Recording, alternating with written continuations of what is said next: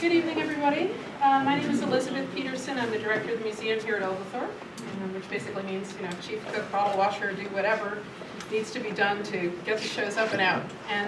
But I'm not here alone tonight. I'm very happy to have my co-curators for the show OPTIC CHIASM, Nicole Gerardo, who's an assistant professor in biology at Emory, and Nancy Lowe, who's an art science blogger who's very eager to put the A into STEM, the STEAM and STEM, and she's going to talk to you about that in a little bit.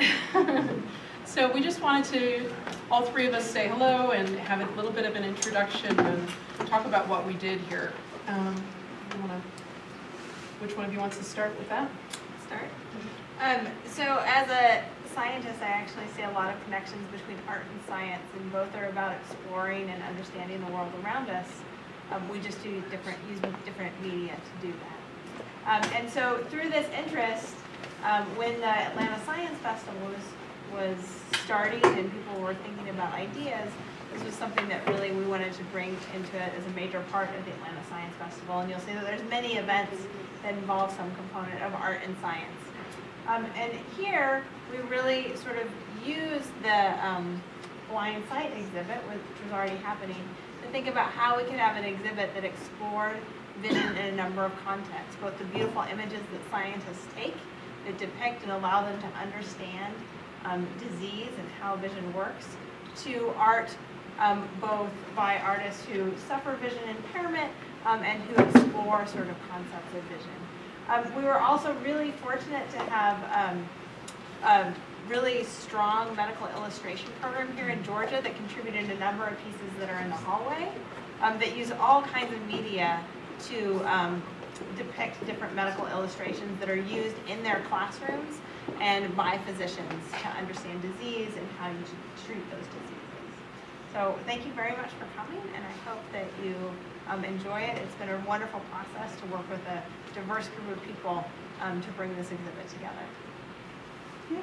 So I'll just talk really briefly. I'm going to talk a lot more later about the sort of general context of art and science, that sort of this exhibit is part of a larger movement that's going on in this country and in fact internationally. So I'm going to talk a little bit more about that later. I started an organization called Symbiosis Art Science Alliance to try to foster more collaborations between artists and scientists and between arts organizations and science organizations. And this is just one project that Symbasa is doing, and we'll talk more about that in a little while. Someone. No.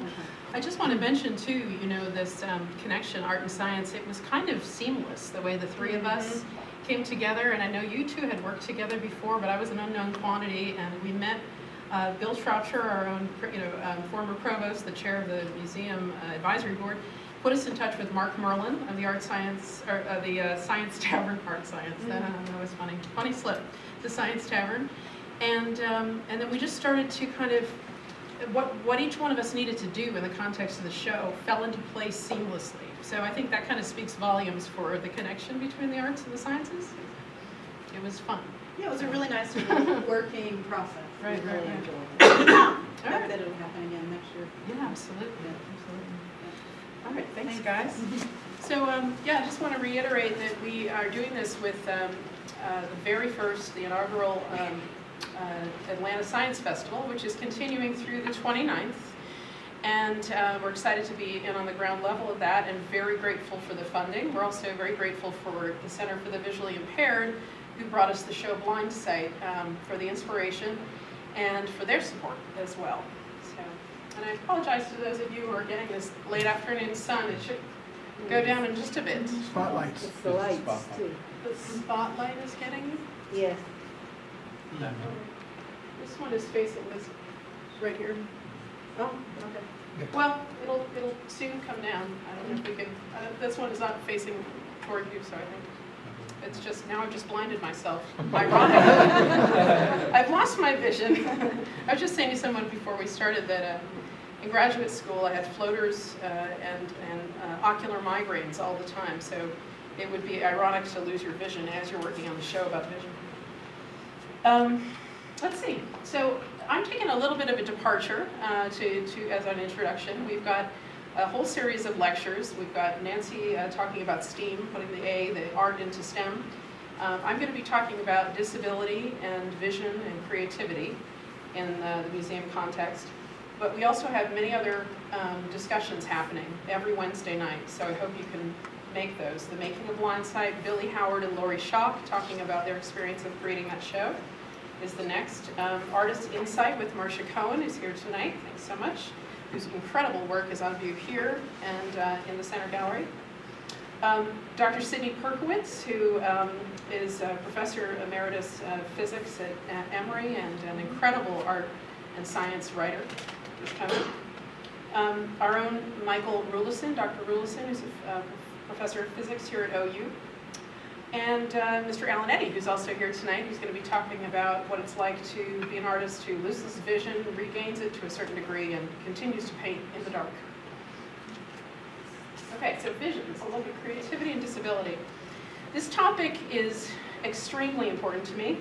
On the occasion of these shows, it seemed to me to make a lot of sense to endeavor to increase our accessibility. We're talking about vision or lack thereof. We're talking about blindness and gradations of vision. So I made a number of small and relatively inexpensive changes, such as joining AMAC, Georgia Tech, Accessibility Solutions, and having Braille transcriptions made of almost all the text that you see around the space. I also selected a very simple font, sans serif, a much higher point size for all of our label. This was an intentional choice to help people with low vision. We also received permission from several artists to allow you to touch the work. So whether you're sighted or not, you're allowed to touch the art, which is kind of fun and exciting in a museum. Some of the works of the art, let me say that with a caveat.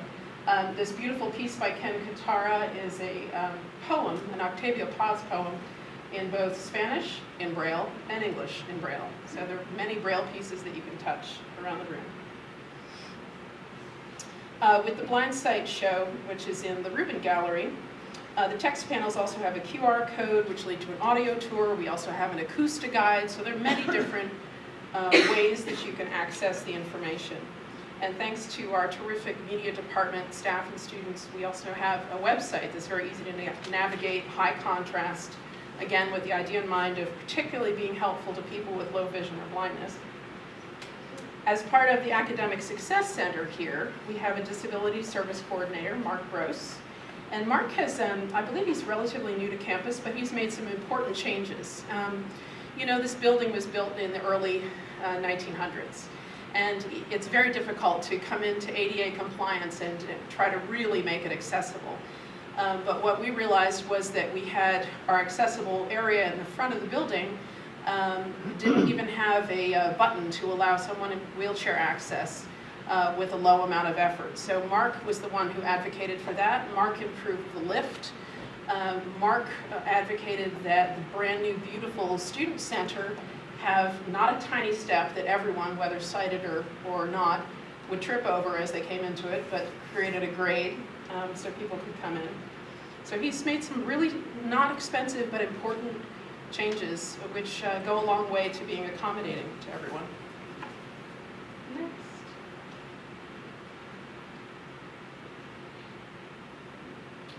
Personal, okay.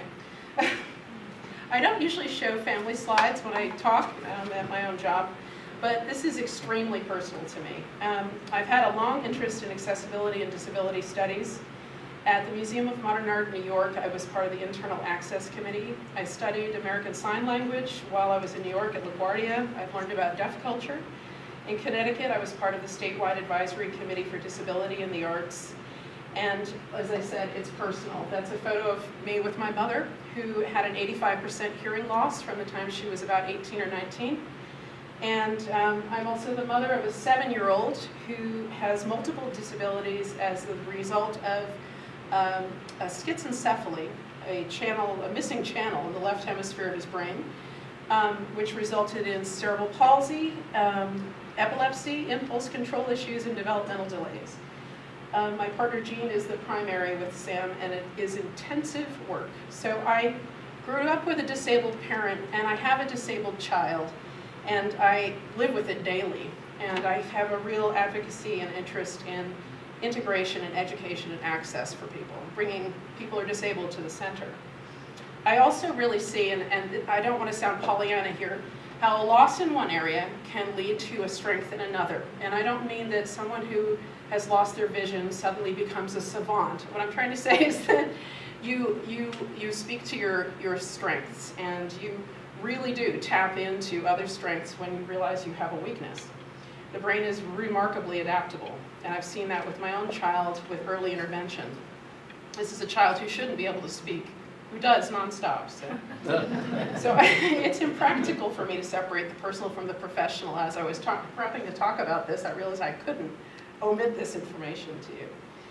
And my mom was a Pratt Institute grad who poured her creativity into every aspect of her life. She, despite being rather isolated as a deaf person and not part of the deaf culture with a capital D, she did not sign.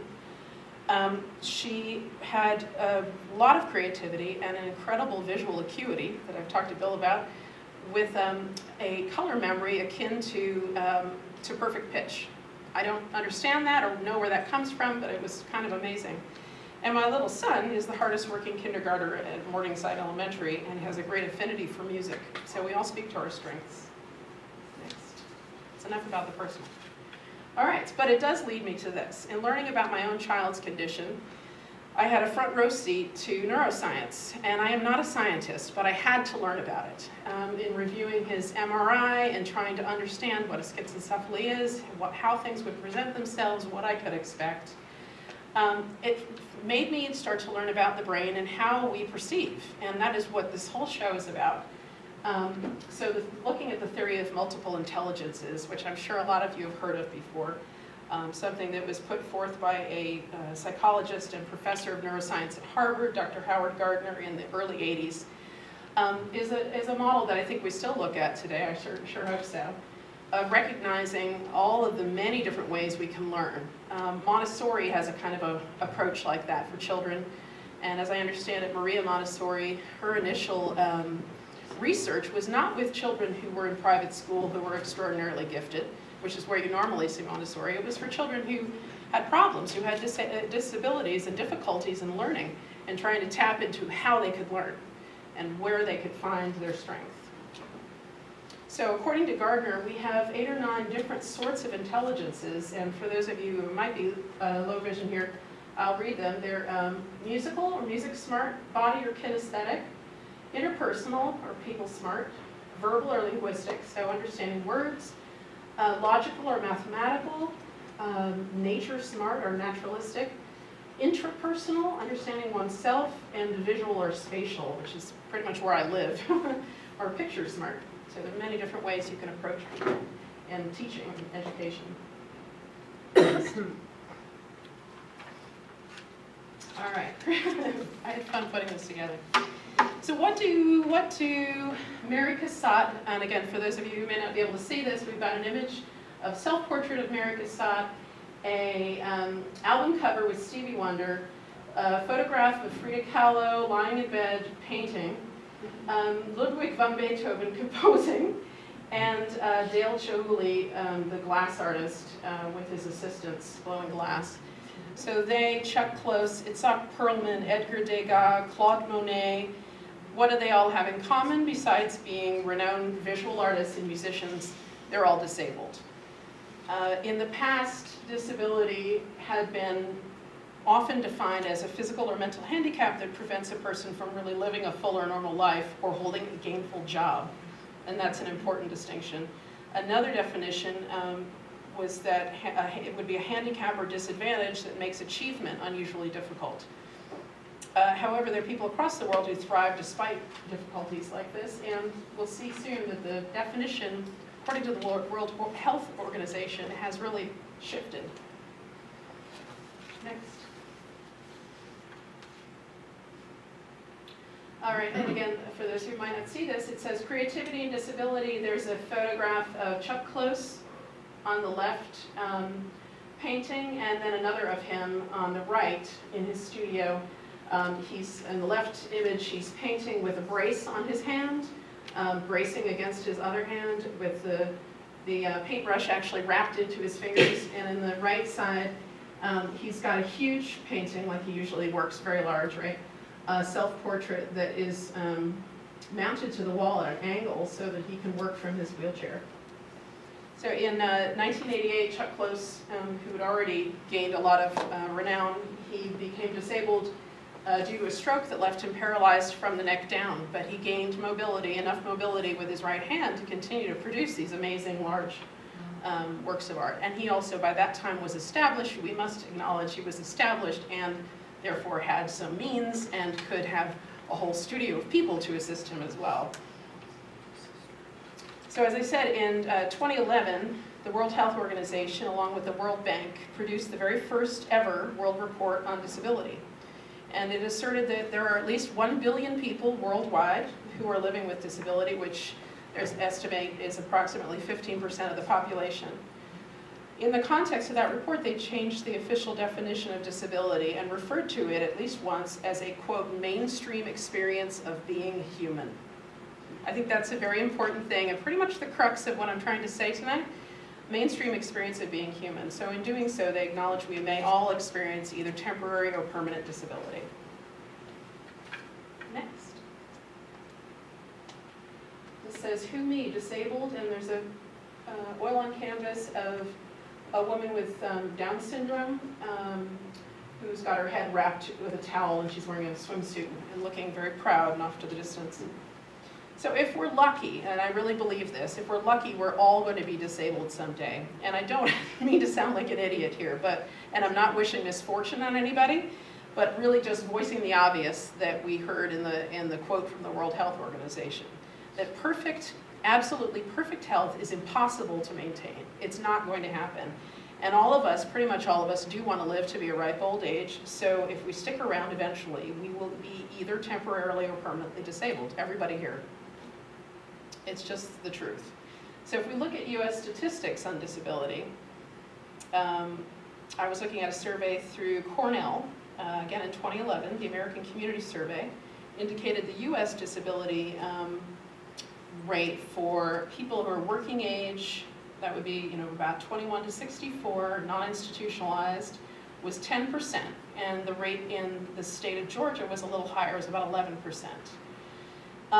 They also, interestingly enough, indicated employment rates for people who were disabled, which I think is important because, go back to the earlier definition of disability, it's that you cannot function and be productive.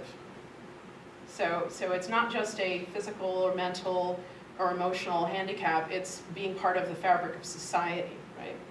So in this American Community Survey from Cornell, they found, again in 2011, that the employment rate in the US for people with disabilities was about 33.5%. And in Georgia, it was about 31%, a little lower than the national average. So despite the fact that the ADA went into place, the American with Disabilities Act in 1990, we still have a very hard time bringing disabled people to the center. And there are plenty of disabled people who are capable of working, who want to work, who could work, but are who are being marginalized. Next. Which brings me to the idea of universal design. Has anybody heard of universal design before? No? Okay, good. All right. Well, it's been around for a while. I got this information from North Carolina State University. There's a Center for Universal Design. It's a pretty simple concept, and it usually is described with 7 principles. But what I've got up on the screen here is a definition. It's a conceptual framework for designing and developing inclusive environments. It stems from an attitude, not necessarily a prescriptive set of procedures, but it reframes the concept of accessibility from special features for a few to good design for everybody. And we've got a little image of 3 children on a playground, and they're looking at some ASL, and one little girl is in a wheelchair. But universal design has 7 basic principles. And again, they're very commonsensical, but it lays them all out. The notion of equitable use, then that would just be that the design is useful, marketable to people with diverse abilities, it's not stigmatizing, it's secure, it's safe, it's equitable. Flexible use, simple and intuitive use, perceptible information, tolerance for error, low physical effort, and size and space for approach.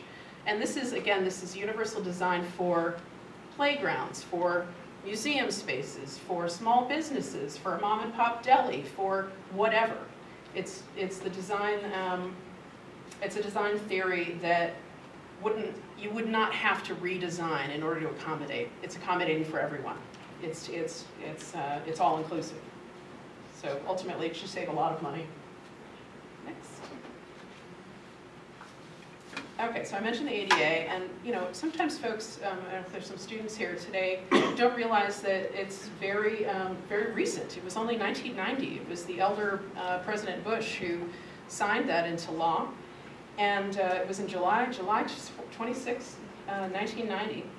But it is one of the most comprehensive pieces of civil rights legislation that the U.S. has ever put forth. It was modeled after the Civil Rights Act of 1964, and it basically is to prohibit discrimination, guarantee people with disabilities have opportunities, employment opportunities, can purchase, can be part of society, purchase goods and services, et cetera, et cetera.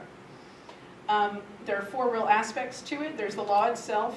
There are design standards. So kind of like the universal design I just showed you, ADA provides all kinds of design standards if you're not quite sure how to build things to code, and everything from, like for example, the way I've set this up is not to code. You must have 3 feet for a wheelchair to pass through, and there are many, many things. You have to have low physical effort to open a door, and they've got all those standards for you.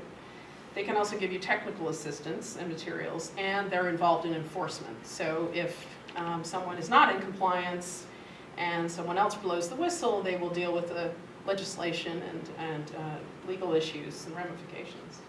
But that is complete, it's still not perfect, but it has totally changed the framework since the 90s. The next. Is anybody familiar with VSA Arts Georgia?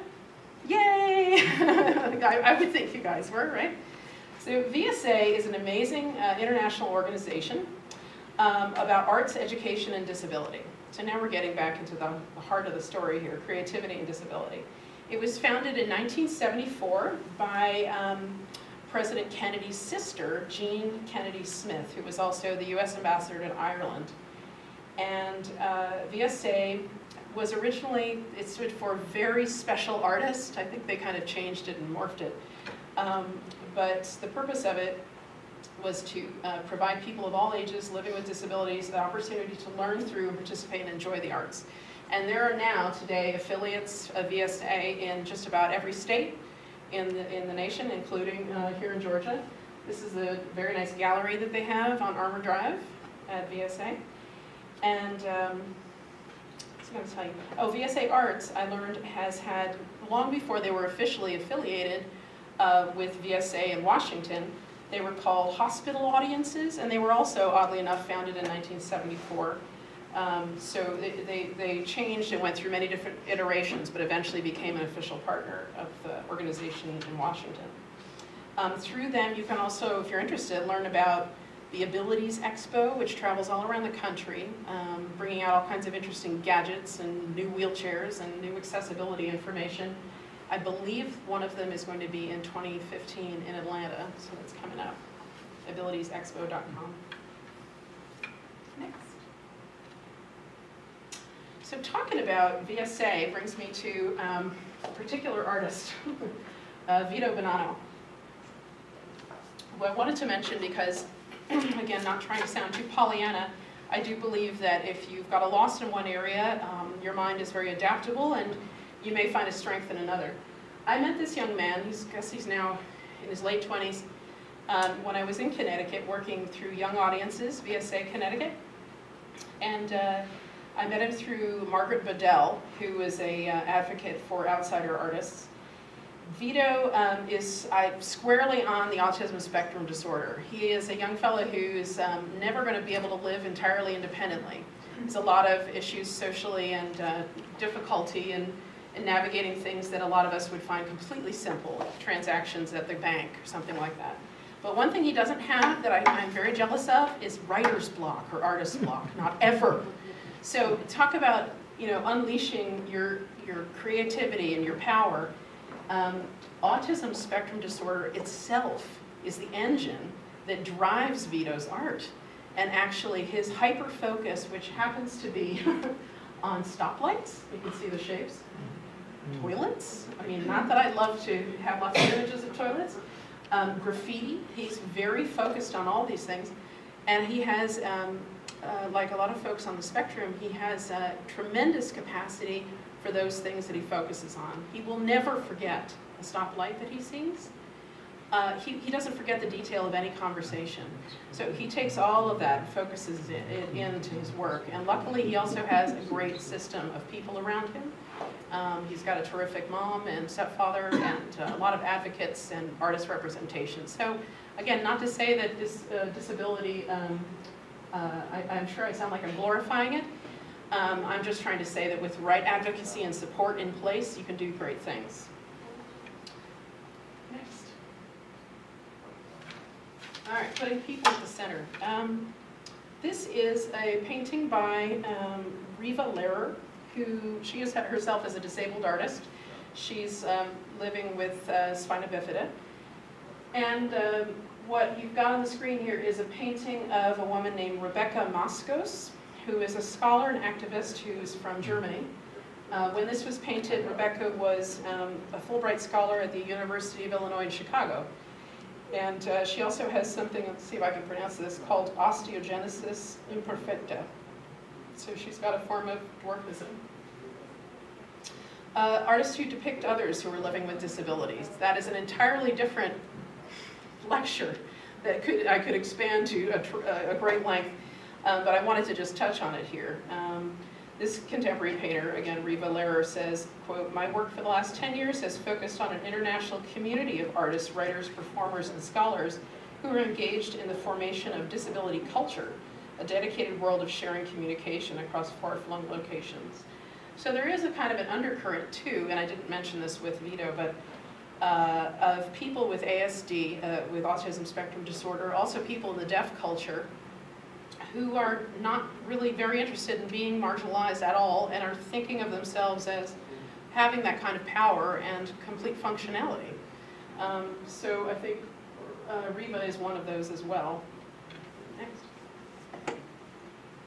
I put up the same image I had by, what's his name, Chris Rush, of the young woman with Down syndrome. And I'm comparing it, I'm being a little cheeky here, but I'm comparing it to Domenico Ghirlandaio's portrait of Giovanni Tornabuoni. So a Renaissance portrait of a beautiful woman and a contemporary portrait of a beautiful woman. And I think that this kind of art is extremely important. And there's, of course, a long history of artists recontextualizing historical work, like Manet's Olympia, for example. In this case, you're bringing some kind of context, relevance, and dignity to that person and bringing their image central to the story.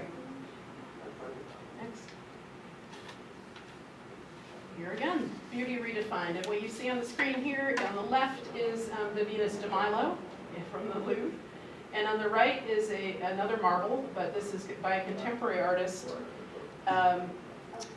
Marc Quin, who created a monumental, I think it was almost 50 feet high, marble sculpture of an artist. She's an artist, Alison Lapper, when she was 8 months pregnant.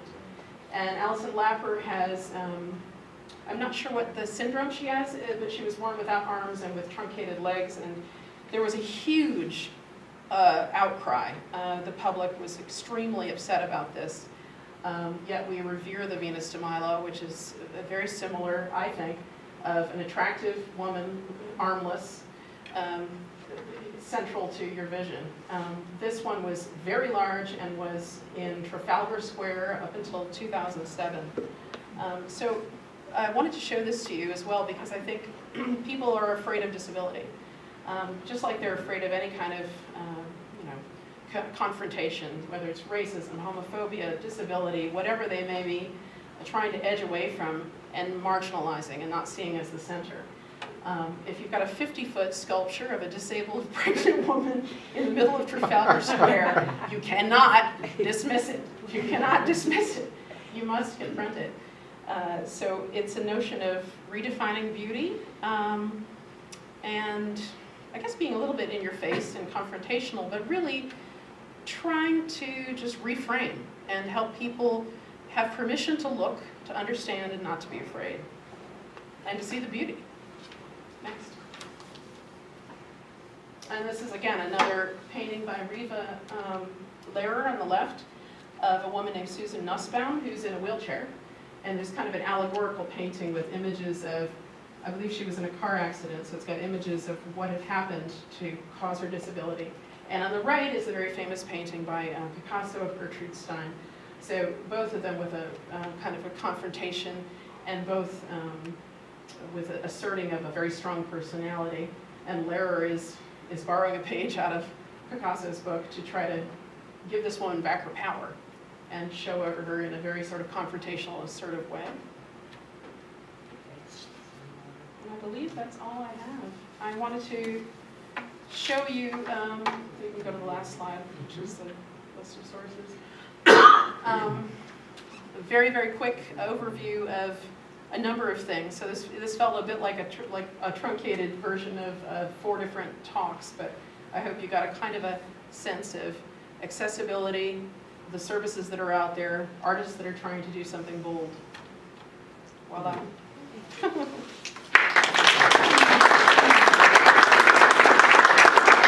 Any questions? We're going to take a tiny break and then go into Nancy's talk. Anybody? Yes? I have one suggestion Oh, okay. about your movement toward making things easier for people. Yes.